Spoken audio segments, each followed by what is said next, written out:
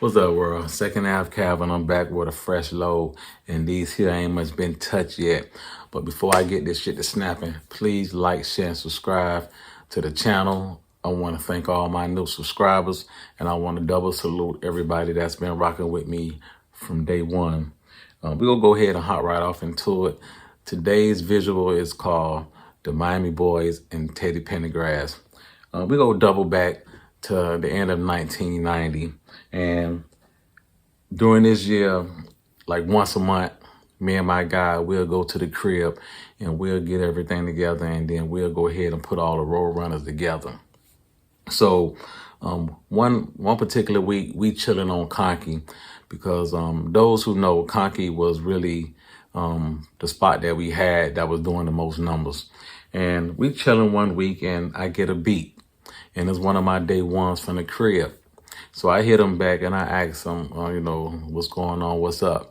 And he asked me, when was I doubling back to Miami? So I say, about another week or two.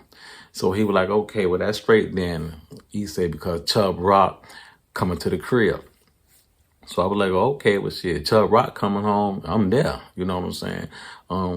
For the younger generation who may not be familiar with Chub Rock is definitely one of the greats. And it's safe to say, wherever Chub Rock went, he brought the city out. Y'all go ahead and do your research. I want to say salute to one of the legendary rappers. So I said, okay, yeah, well, shit, I'm there, dog. So another week blow by, I hop up in there and I make my way to the crib. So now, normally, when I come to the crib, I come home, I put everything together, you know what I'm saying? I put everybody in position and, we put the things up in the air and then I just chill. Because my guy, he would handle the New York part of the situation. And I just come to the crib and handle the Miami part of the situation. So I come home, I do that. And normally when I come to Miami, I would never like to rush back. You know what I'm saying? I would like to chill. You know what I'm saying? So, and normally when I do come back, I go back and I chill in the alley. So, if you're not familiar with the alley, double back on one of my old videos where I mentioned Brown Sub in the alley was one of the last two spots we had before we left in 1989. So normally when I come home, after I do everything, I go chill in the alley and I go chill with the youngins. Now, I would like to say we were the original alley boys in the 1980s. I want to say one time for Blade, that's my guy. I want to say rest in peace to Nick. I want to say what's up with Saint, Jaja, Marcella. I want to say rest in peace to Mark Couch. That was my friend. He got killed with that whole John Doe situation. And I want to say rest in peace to Spoon. That's my guy. One time for Spoon. I can go on for days and days naming all the original alley boys. So when I come home, I chill with the youngins because they was like the second generation alley boys that was, that kind of picked up where we left off. And I want to say rest in peace to Tebow. That was my guy, man. The crackers over there in Hialeah, they killed him on GP. I want to say rest in peace to Tebow. And I want to say one time for my little homie, Eric. He from down south and from Richmond Heights. So when I come home, I chill with them, because they still was kind of doing their little thing in the alley. And, I peel them off a little something. They already had their own sack, but I go ahead and peel them off a little something. And that could be a little money I can just, fuck off while I'm down in the, down in the crib, tear down the ice cream truck for all the little kids in the hood. There's money I could just blow, what I'm saying, every time I come to the crib, did it all the time. So one day while we chilling in the alley, he tell me, he say, Cal, man, ain't that your cousin right there? So when I look up, it's Killer Black. He riding up on a bike. And this look right here is going to kind of answer all the questions. Everybody always asks me, well, how Killer Black doing and how he eventually end up, going to New York. But this is going to answer that question. So as I look up, it's Killer Black. He riding up on the bike. So last time I knew, he had got jammed up somewhere, and he was jammed up, locked up in the Panhandle or somewhere up in Central Florida somewhere. So, I didn't know he was out. So when he ride up, he hop off the bike. We give each other a hug. He asked me, well, damn, look, cuz, how long you been here? I said, well, I just got here like a couple of days ago. Then I asked him, damn, when you jumped? He was like, man, I jumped like 2 weeks ago, dog. So I was like, okay. So he was like, man, throw me something. So I'll go ahead and throw him like a bee, a honey bee or two. I gave him like $100, $200. And I was like, man, come to the old girl house tonight, man. He's okay, dog. I'm going to slide through there. So later on that night, I'm chilling at the old girl house. He come through.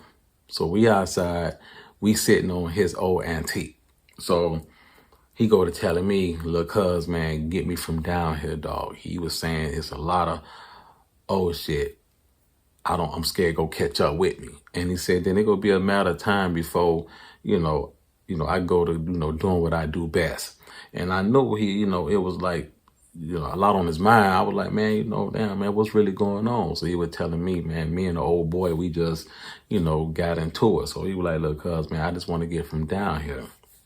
So as we talking, I'm just trying to figure out, how, I can make this happen. So then the light bulb went off. I was like, okay, well, man, let me shoot him up top. He definitely good, with them hammers. I was like, okay, well, he gonna be muscle. You know what I'm saying? Because, him and my dog, all of us was, me and Black, we blood relatives, but him and my dog, all us grew up together. So when he get up there, he gonna be an asset. You know what I'm saying? Him and my dog, they link back up.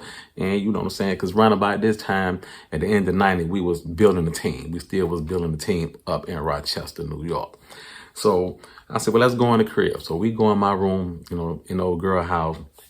And I tell him, man, go ahead and grab that situation right there. So he pick up this situation. He pick it up. He was like, man, what is this? So I was like, exactly. So he was like, look, y'all, camouflaging it like that. I was like, yeah. He was like, okay, man. I was like, man, well, when you ready to leave, dog? He was like, man, like yesterday.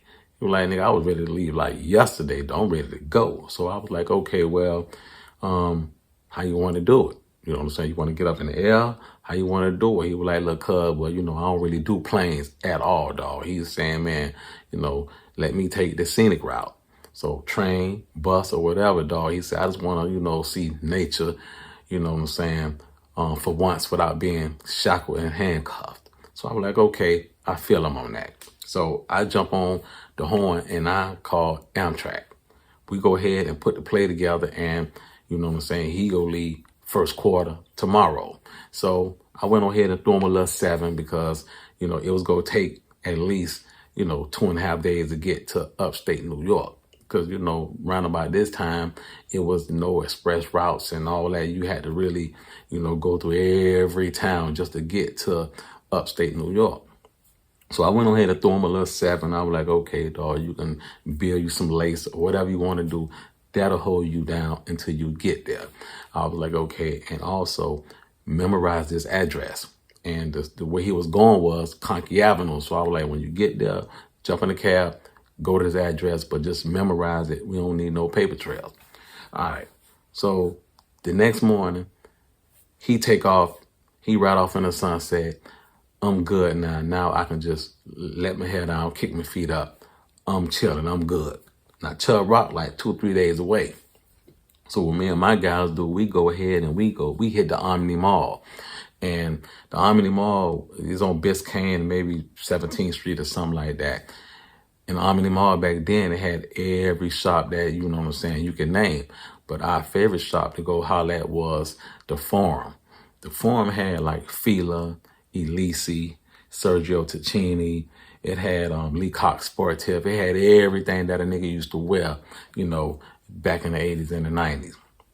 So we run up in the Forum and we go ahead and I grab all type of Fila shit, the Fila velour sweatsuit with the eggshell Fila low tops, the hat game. I'm ready. Cause I say Chub Rock maybe like 2-3 days away now.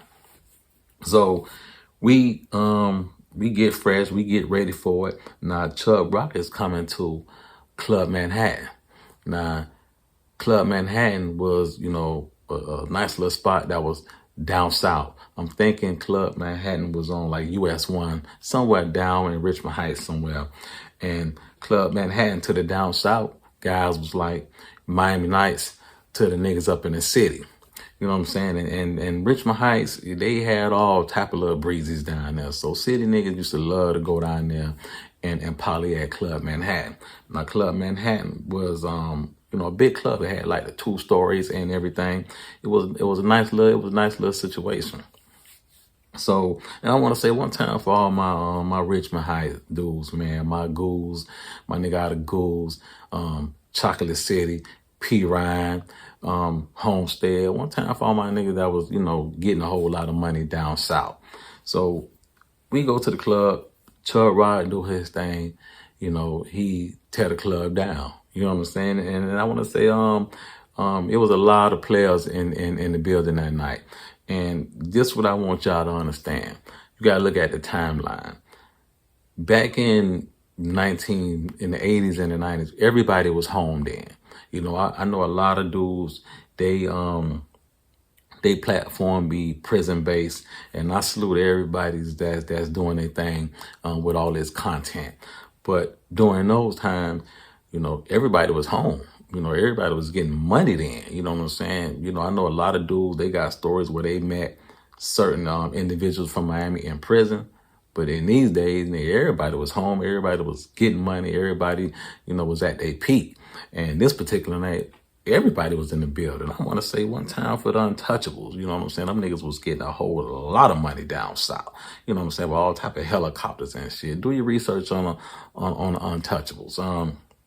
So Chub Rock do his thing, and we leave Club Manhattan and we go to the legendary Jumbos. Now, I know a lot of players around the whole country, they know about Jumbos. One thing I can say about Miami back then was it was maybe 3-4 situations or 3-4 spots that, you had to like really experience when you came to Miami. Because everywhere we went, everybody always go ask about the USA Flea Market. They go ask about 15th Avenue, and they go ask about the Rolex, the legendary Club Rolex. And then everybody always asks about Jumbos. You know what I'm saying? Because Jumbos was like the after party after the party. You know what I'm saying? Everybody, Jumbos is how you ended your night. Because, of course, you go get some good food at Jumbos. And Jumbos sat like on like 74th and 7th Avenue, right there in the city. You go get you some good food and you go leave with something. You know what I'm saying? And all of the hoes back then, they knew that, there was a whole lot of money floating up at Jumbos after every club. So after Chub Rock, we go to the Jumbos. You know what I'm saying? We bring the sun up at Jumbos. So, okay, maybe a couple of days blow by. You know what I'm saying? Because like I say, I never wanted to rush back to New York when I used to come home and put things together. I used to want to chill because I had me a little friend that I used to hang out with. She was right off 58 and 14th. Real ghetto queen.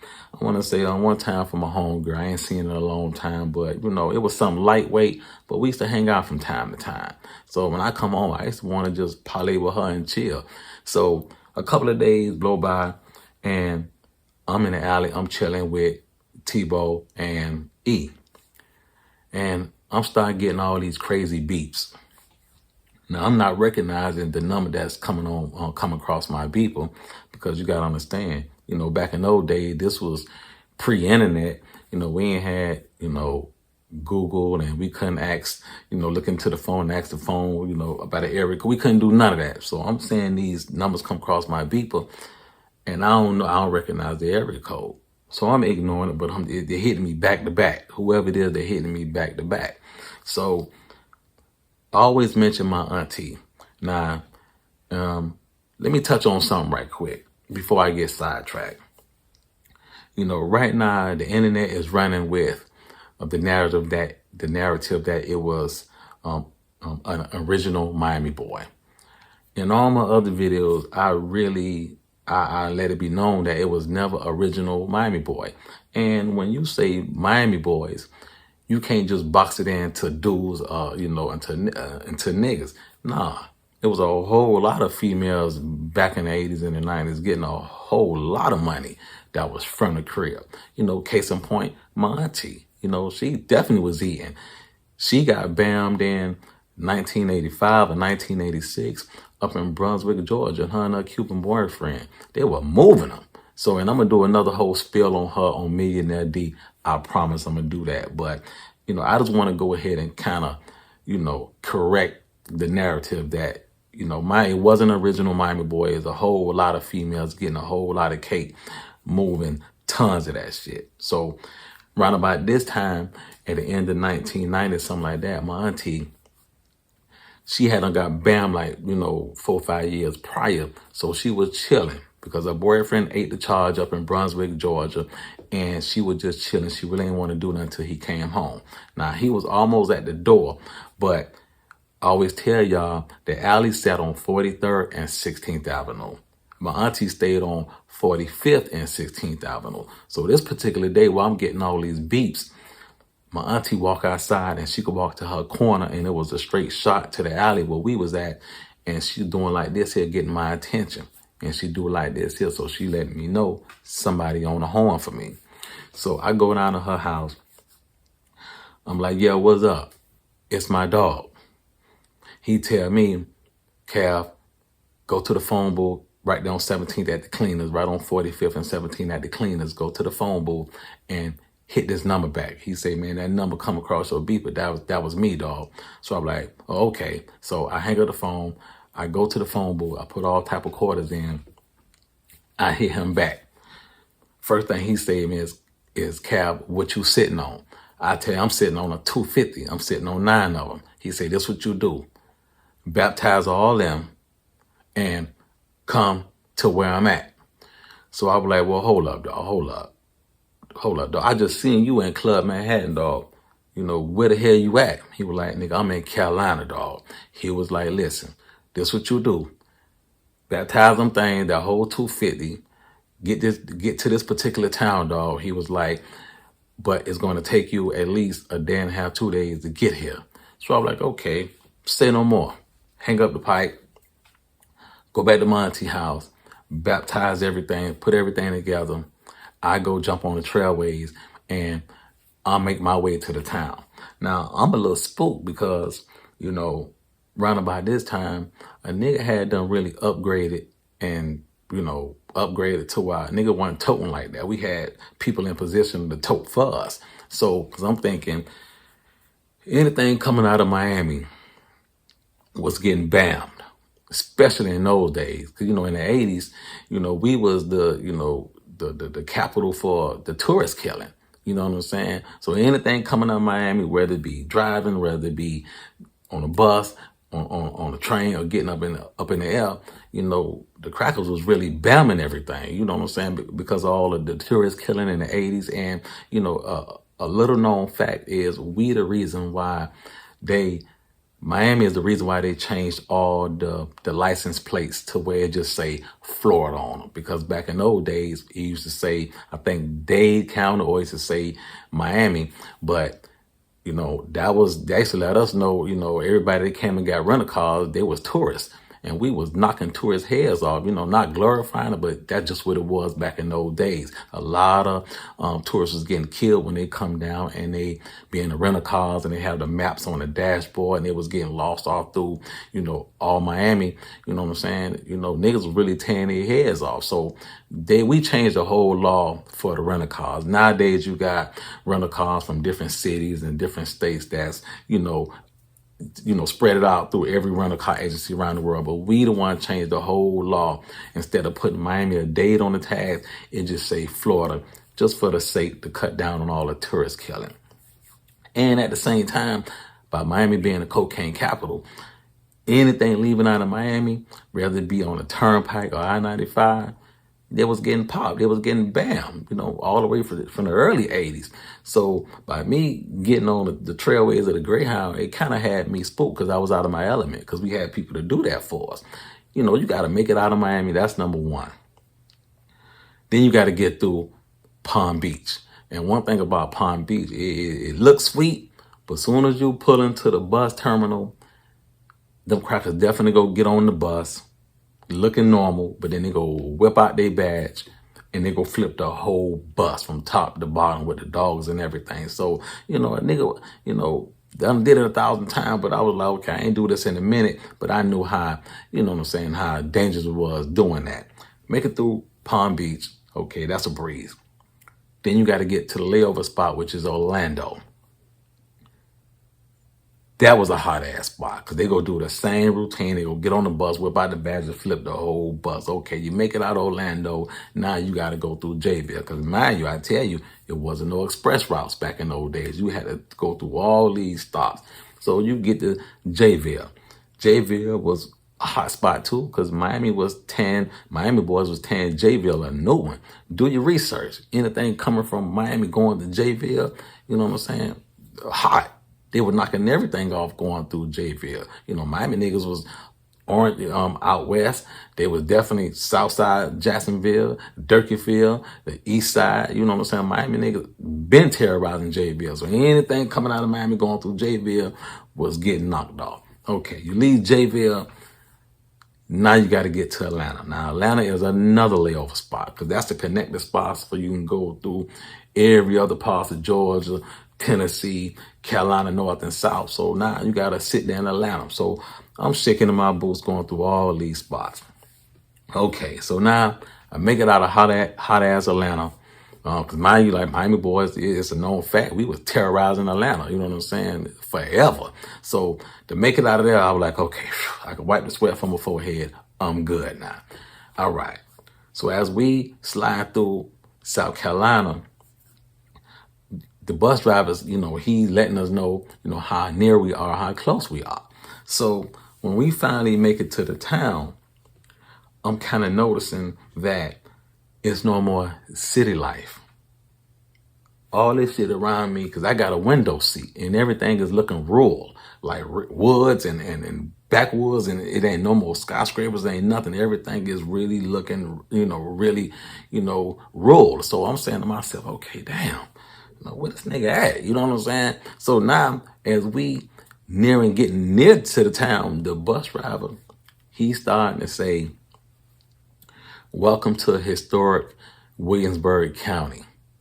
Now, as I'm looking out the window, we ride through this town, and I'm noticing how, throwback it look. It ain't no skyscrapers. I don't hear no airplanes. Like everything is just like, flatland, but it's looking real throwback. So the bus driver's kind of giving us a tour, of the town. So he was like, okay, well, there's a Piggly Wiggly on your left. I ain't never heard of a Piggly Wiggly a day in my life. He was like, and that's the food lying over there. Now, these are grocery stores now. So he's saying, and over there you have the historic Williamsburg courthouse. He was saying, well, then there's the Kmart. So, as he, giving us an award tour of the town, he was like, and that is the correctional facilities right there.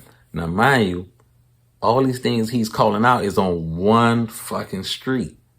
Everything is like maybe on a 2-block radius. Everything is on the same street. I'm saying to myself, damn, it's really looking like the heat of the night. The show that used to come on TV in the 80s is looking like the heat of the night. Everything is throwback. They got one post office. It was only one stoplight as he going through this 2-block radius, but all these different stores and everything is on this one street. I'm tripping. All right, so now we get ready to pull into the bus terminal. Now, mind you, the bus terminal is a cassette store, a record store. Because you got to understand, during this time, there was no CDs. Everything was all about coming out of the 8-track and going into, the vinyl and cassette tapes. The bus station was at a record store. And mind you now, it's like 9 o'clock at night. It ain't no lights. The whole town shut down. And meaning, if you wanted to catch a bus, you had to be out there in the dark after hours, and you had to get your ticket while the record store was open for operation. Just how throwback the town was. Okay, we pull into the bus terminal and we get off the bus. As we getting off the bus driver is telling us